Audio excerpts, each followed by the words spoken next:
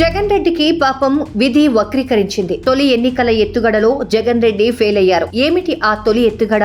జగన్ ఎలా ఫెయిల్ అయ్యారు అని అనుకుంటున్నారా? ఆంధ్రప్రదేశ్ లో ఎన్నికలు త్వరగా జరిపించేసుకోవాలని జగన్ ప్లాన్ వేసుకున్నారు. లోక్సభ సార్వత్రిక ఎన్నికలతో పాటే ఏపీ అసెంబ్లీ ఎన్నికలు కూడా జరుగుతాయి. లోక్సభ ఎన్నికలకు మొత్తం 6 నుంచి 7 దశల్లో దేశవ్యాప్తంగా పోలింగ్ ఉంటుంది. ఎన్నికల సంఘం తన ప్లాన్ ప్రకారం వివిధ దశల్లో వివిధ రాష్ట్రాల్లో పోలింగ్ నిర్వహిస్తుంది. అయితే ఏపీలో త్వరగా పోలింగ్ జరగాలని జగన్ రెడ్డి ప్లాన్ వేసుకున్నారు. ఎందుకంటారా? ఏపీలో ఇప్పటికే కరెంటు కోతలు మొదలయ్యాయి. రానున్న కొద్ది రోజుల్లోనే కరెంటు కోతలు పెరిగిపోతాయి. ఇప్పటికే రోడ్లు లేవు, నీళ్లు లేవు. ఇక కరెంటు కోతలు కూడా మొదలైతే జగన్ రెడ్డి మొహం చూసి ఓటేసేవాడు కూడా ఉండడు.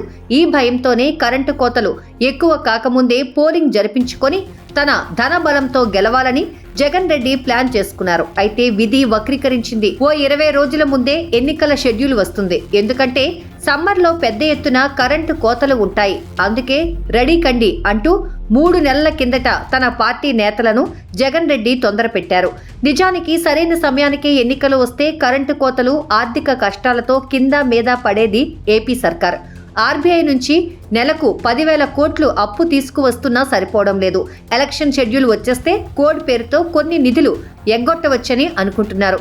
కానీ ఇప్పుడు కోడ్ వచ్చే పరిస్థితి లేదు. మార్చి 10వ తేదీ తర్వాతనే ఎన్నికల షెడ్యూల్ వస్తుంది. ఇప్పటికే కరెంటు సమస్యలు ప్రారంభమయ్యాయి. ఏపీలో పలు చోట్ల కరెంటు కోతలు విధిస్తున్నారు. వచ్చే నెలలో ఎన్నికల షెడ్యూల్ వస్తే ఏప్రిల్ మధ్యలో పోలింగ్ జరుగుతుంది. అంటే ఆ సమయానికి కరెంటు కోతలు ఏ స్థాయిలో ఉంటాయో చెప్పాల్సిన పని లేదు. ఇక నొక్కాల్సిన బటన్లు, ఇతర బిల్లులు పెండింగ్ లో ఉంటాయి. అనేక పథకాలకు బటన్లు నొక్కలేదు. మిచాంగ్ తుఫాను బాధిత రైతులకు రూపాయి ఇవ్వలేదు. ఇప్పుడు వచ్చే నెల జీతాలు, పెన్షన్లు కూడా ఇస్తారా లేదా అన్నది సమస్యగా మారింది. అర్జెంటుగా ప్రధాని అపాయింట్మెంట్ జగన్ రెడ్డి కోరుతున్నారు. ఈ ఒక్క నెల 10,000 కోట్లు అప్పు ఇప్పించాలని ఆయన కోరే అవకాశం ఉంది. ఇటీవల ఆయన పర్యటించి వచ్చిన తర్వాత 7-8 వేల కోట్లు అప్పు ఆర్బీఐ ఇచ్చింది. నిజానికి కేరళ సర్కారుకు ఏడాది మొత్తం కలిపి 20,000 కోట్లు కూడా అప్పివ్వలేదు ఆర్బీఐ. కానీ ఏపీకి మాత్రం 70,000 కోట్లు ఇచ్చారు.